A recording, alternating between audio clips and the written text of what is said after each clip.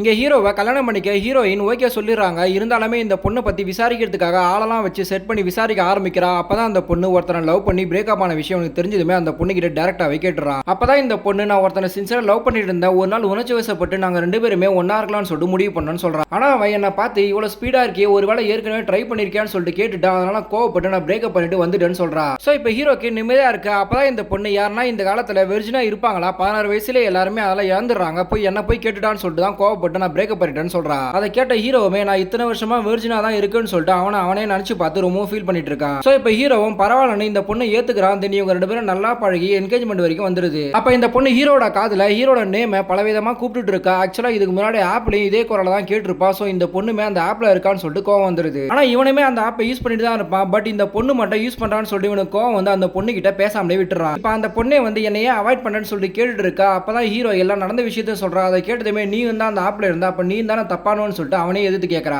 ஆக்சுவலா இந்த பொண்ணு அந்த ஆப்ல நிறைய பேர்கிட்ட பேசியிருப்பா. ஆனா ஹீரோ கிட்ட பேசும்போது தான் ஜென்யூனா தெரியும். அதனால ஹீரோட அட்ரஸ்லாம் கண்டுபிடிச்சு அவன் வீட்டுக்கே வந்து பொண்ணு கேட்கலாம்னு சொல்லிட்டு முடிவு எடுத்திருக்கான். இதை சொன்னாலுமே ஹீரோ ஏத்துக்கிற மாதிரி தெரியல. நான் நல்ல குடும்பத்துல பிறந்தவன், அதனால உன்ன மாதிரி பொண்ணெல்லாம் ஏத்துக்க முடியாதுன்னு சொல்லிட்டு அவன் ரிங்க கைட்டி கொடுத்துட்டு அங்க வந்து பிரேக்கப் பண்ணிட்டு போயிடுறான்.